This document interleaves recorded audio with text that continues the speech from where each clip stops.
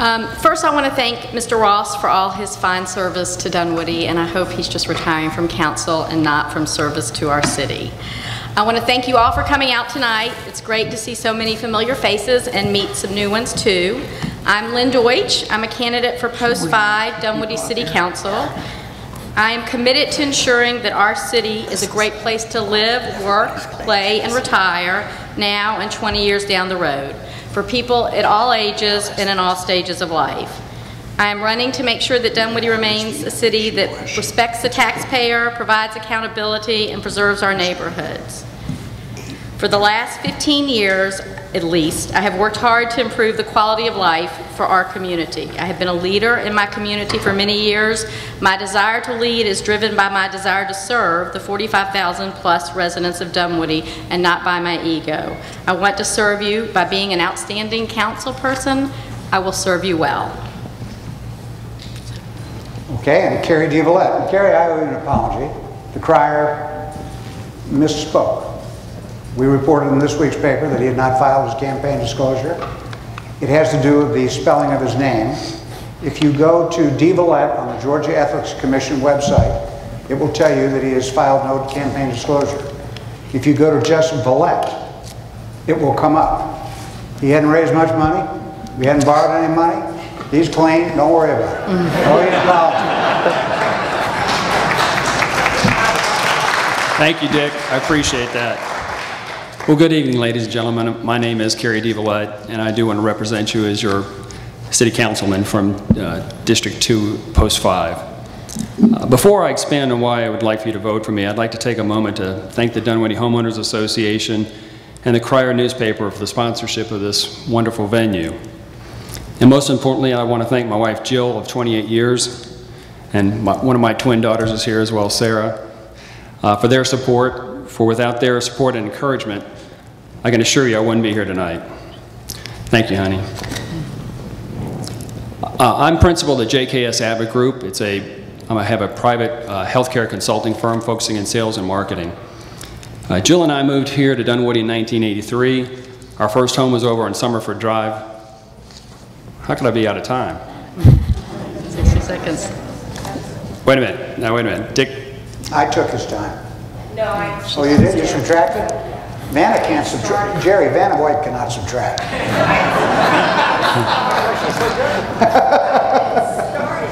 Well, thank you. My professional career spans over 36 years, and no, I didn't start right out of junior high school, I promise you. My entire career has been dedicated to the healthcare industry. I've held executive positions at several large companies, including McKesson, which is a Fortune top 20 company, in which I held a position of Vice President for National Accounts, where I held budgets over $100 million and operating budgets of over $40 million. Sorry,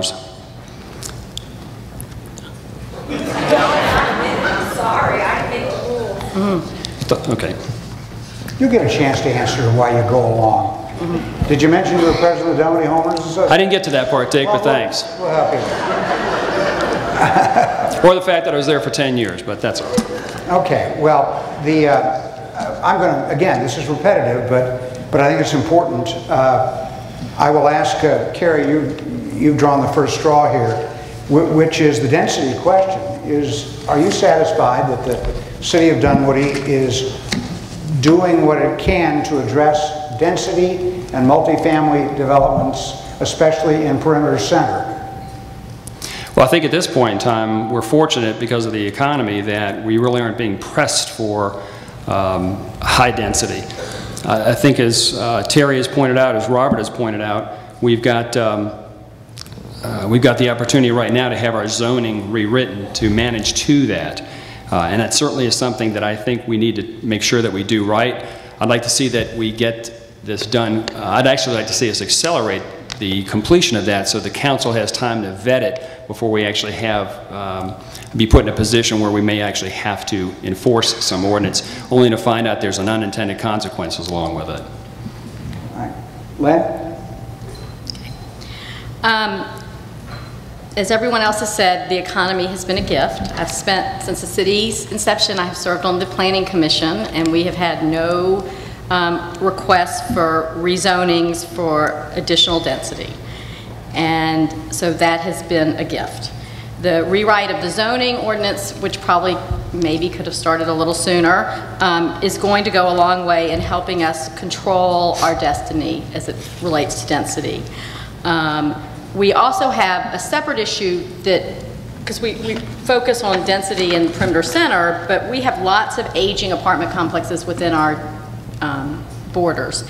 And in the past, we have seen with DeKalb County that we would exchange tearing down older complexes for higher density. And we're going to be faced, as the future goes, with those same kind of quandaries.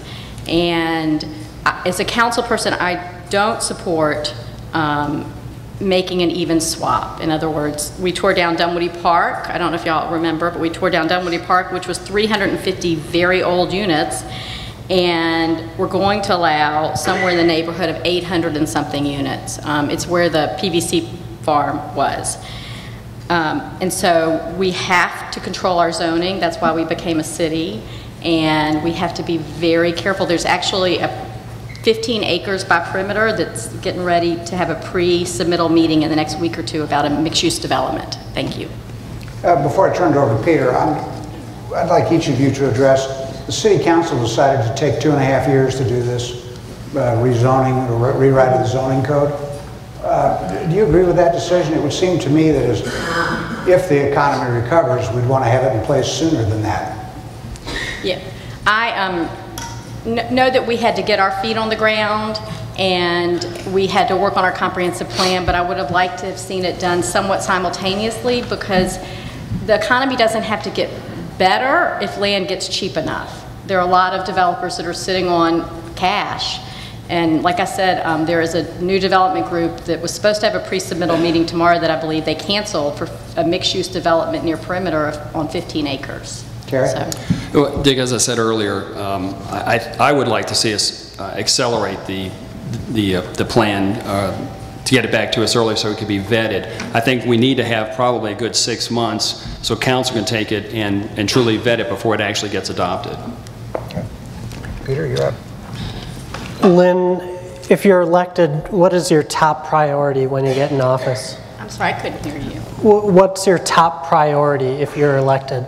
If I'm elected, my top priority is to make sure that we maintain our fiscal house. We are in uncertain economic times, and we remain in uncertain economic times for the time being, I'm afraid.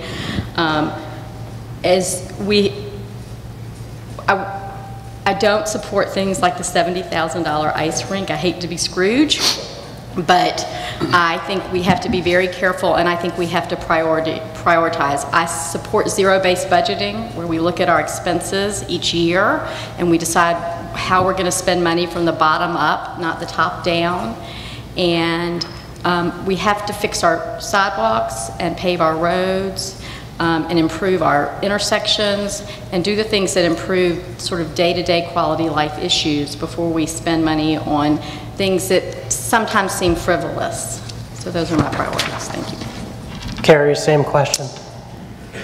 I would say that my priorities are focusing on those things that deliver a quality of life improvement to the citizens of the city each and every day.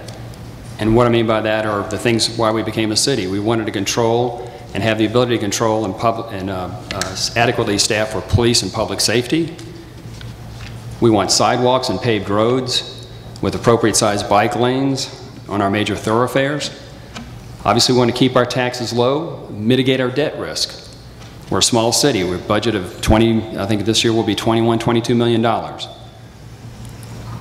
We talked about the updating of the zoning ordinances, which I think is critical. We want to protect the residential integrity of Dunwoody. Last, I think it's important that we keep a balanced working relationship with the PCID, the Perimeter Center Investment District, obviously our Convention Visitors Bureau, our Chamber of Commerce, along with the DeKalb County School Board and the DeKalb County Board of Commissioners. All right, thank you. Next question is starting with you, Kerry. Do you support the parks bonds? Why or why not? Well, that's a loaded question. You know, as I walk through Dunwoody, and I've walked a lot of neighborhoods, that is the top of everybody's question to me. hardly anyone I speak to says they're against parks. What comes up almost every time is the amount of debt involved and the specificity, which I think Terry alluded to, maybe Robert talked a little bit about. And I understand the logic in splitting up the two bonds. But when this came up, I took some time and I met with Bill McCann and also Dan Weber to voice what my concerns were about the presentation that was being done.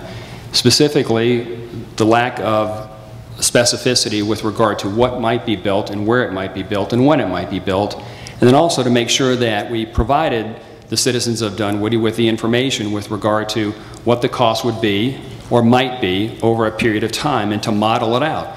Because I believe that if we provide the information to the citizens of Dunwoody and give them all that information, they'll make the right decision that's right for them at that time. Same question to you, Lynn. Like everyone in this room that's a citizen of Dunwoody, I just have one vote on this issue. One of my fellow candidates in this race has described this as like, this question is walking on dental floss. And like everyone else, when I'm out walking, it is the main thing I hear, or one of the main things I hear. It's good that we get to vote. And unlike the days when we would vote on park referendums in DeKalb County, this time our votes in Dunwoody will matter. We either pass one or both of these, or we don't. If one or the other of the bond passes, I will insist that before any spending occurs, we have a plan that has been shared with the community. The lack of specificity, as Kerry says, and as lots of other candidates are saying, it bothers me. I'm a planner. I won't support the purchase of land without knowing how it's going to be used. I'm not a fan of the city land banking. If both bonds fail, then we can look at current dollars maintaining and enhancing our parks. We also can seek out grants and other resources for eligible facilities. Public-private partnerships are becoming much more common in parks and recreation as land prices drop, and the city should actively seek out opportunities for joint ventures. The other thing is that we can come back next year. We'll have at least 2 voting opportunities in 2012, a primary / T-SPLOS vote in the summer, and a general election a year from now. And we can try again. Thank you. Can everybody hear Lynn, or is it just me?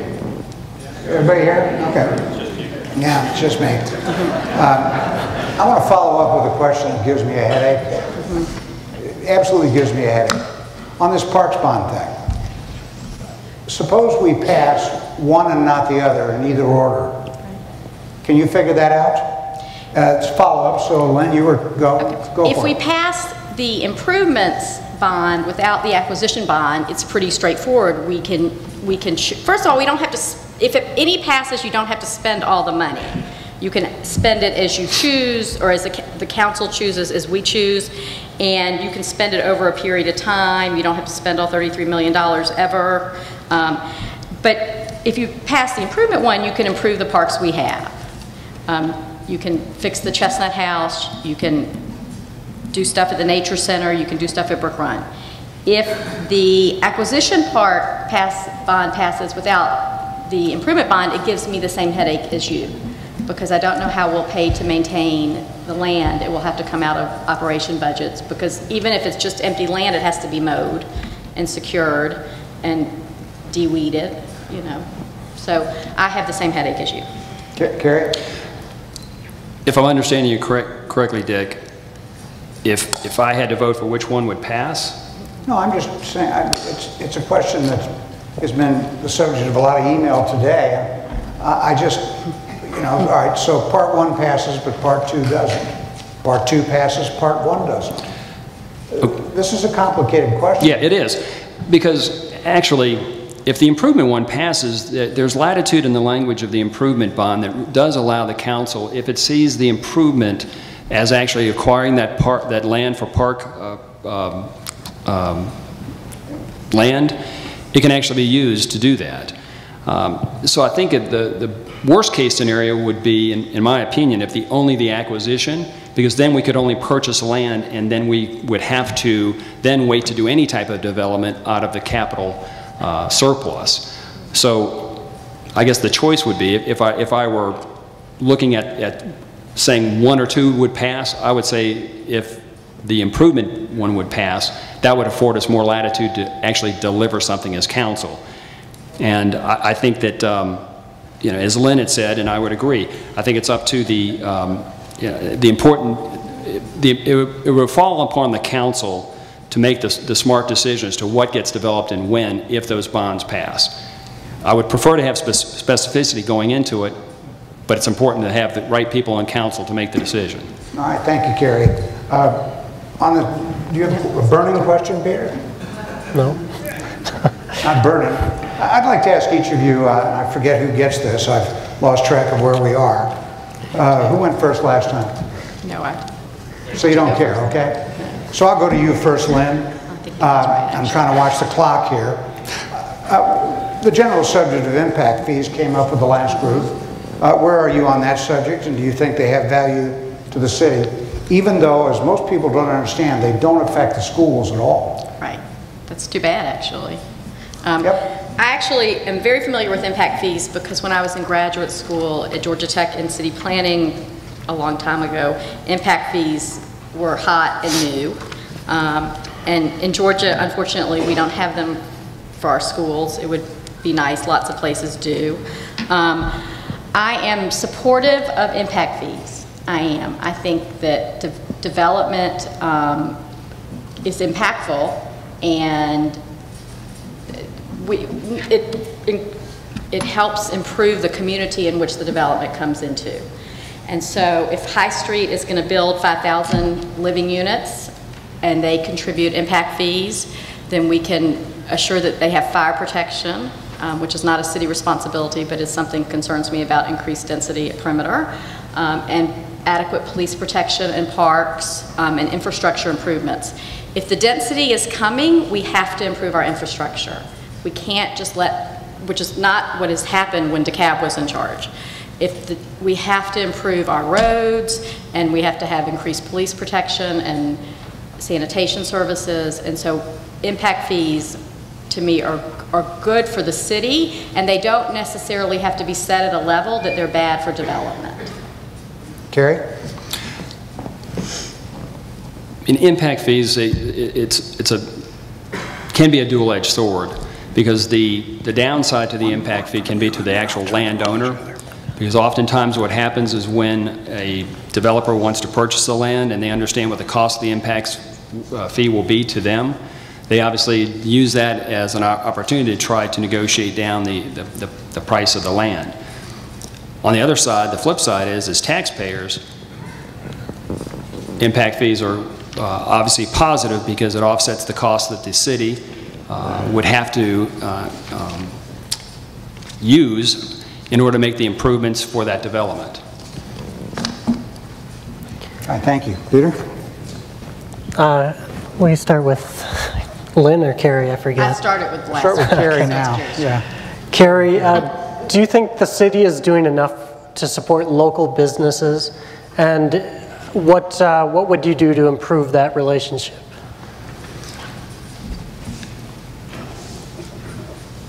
I think we've gotten off to a great start with, as a city. I think obviously the relationship that we enjoy with the PCID, the fact that we've got an economic director on board says a lot for the city and its dedication to improving relationships and seeking business to move in. I think it was Robert that pointed out that the other thing that impacts economic development is really a holistic approach to the city itself, and that involves the schools, streets we talked about, obviously police, a safe place to live, the things that have attracted us to Dunwoody and the reasons we fought to become a city of Dunwoody. So I think the city itself right now, yes, we've done a fairly good job, and I think by having having budgeted for and paying for an economic director is off to a positive start. Can we do more? I think so. Is the time to expand that department right now? I don't think so. Lynn, same question. Well, I'm on the Planning Commission, and we spent a lot of time in the last 3 years on the sign ordinance. And while I appreciate the need to make our city look good.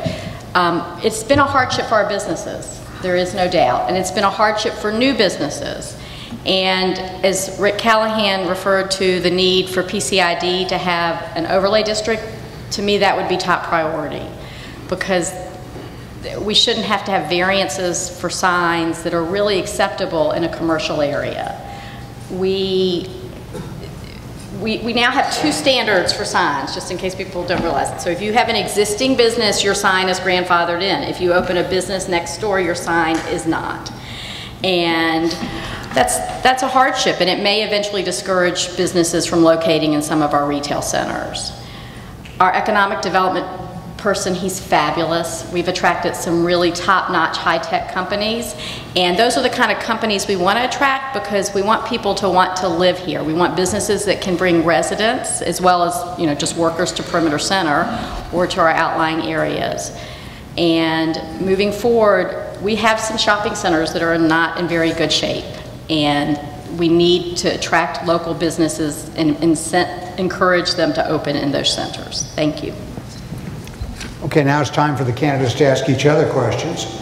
And the way the draw went, Lynn will ask Kerry 1 question, and he has 90 seconds to respond. Is that right? I thought Kerry asked me first. It doesn't matter, but...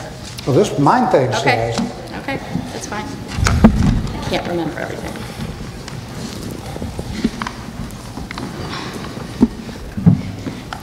Kerry, when I was trying to figure out what to ask you, I asked people to figure out, because I like to talk to people. And so this is my question. For the last 20 years while I have lived in Dunwoody, I have raised 3 children, 2 of whom are still school-aged, helped my husband with his small business, spent countless hours improving my community by volunteering in both the schools and the community. For the last 3 years, I have served on the Planning Commission, and prior to that, the DHA Board. That is what I have done to prepare myself for today. Can you tell us what you have been doing recently to make Dunwoody a better place to live since we became a city? Lynn, thanks for the question. It's interesting that you say, what have you done recently? Knowing that I served on the DHA from 1984 to 95 totally discounts the contribution I think I've made to this community. And let me tell you what I did in 1991 when I was president of the Dunwoody Homeowners Association. Back then, Dunwoody was fighting zoning we were fighting developers all throughout the city, the community. I helped the Dunwoody Homeowners Association actually draw the boundary lines of what we consider to be Dunwoody, because we had folks coming from Roswell, from Doraville, asking us for help, asking us for our money, our stockpile of money that we had accumulated to help defend them. So by pulling the Homeowners Association together, we actually defined the boundaries of Dunwoody, which, interestingly enough, are almost exactly what the boundaries are today, with the exception of east. We didn't go quite as far as Peachtree Industrial and Winters Chapel. In 1991, we started the Dunwoody Homeowners Association Parade, which 20 years later still goes on to this day.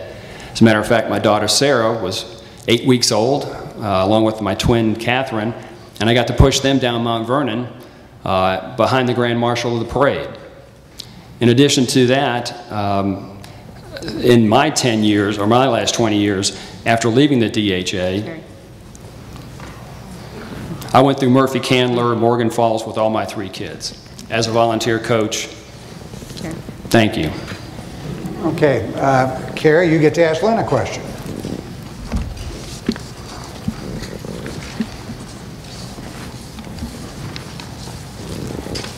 Lynn, in response to a candidate questionnaire regarding why you're qualified for the position on council, you stated my diverse leadership roles have allowed me to demonstrate my skills in consensus building, budgeting, and project management.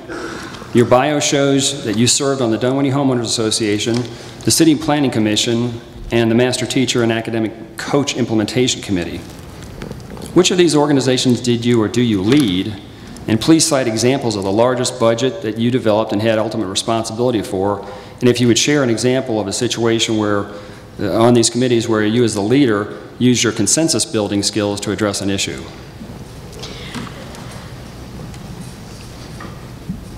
Well, my bio is a bit modest, and the largest budgets that I have secured was about $4 or $5 million for Chestnut, and then I oversaw when I was on the chair of the Charter Council at that time. I have built consensus on numerous projects, including on the Master Teacher Implementation Committee. I was the only parent representative. I was appointed by Governor Perdue, and quite often I was the voice of reason in the room where you had teachers and administrators about to strangle each other, and I was able to calm the situation. I have led groups as small as 6 people and led a playground build and the effort to get it built with 300 or 400 volunteers. I have sat in meetings where no one at the meeting beginning of the meeting agreed, and by the end we had come to consensus. I have spent years poring over the DeKalb County Schools budget and finding errors and bringing them to the elected officials' attention. I have managed projects large and small, and on the Planning Commission just the other night, we had to reach a consensus on a contentious issue about home businesses, and I was the motion that won. So here you go. Thank you. Okay, time for closing statements. I got the trains running on time here. Kerry, you're first. 2 minutes.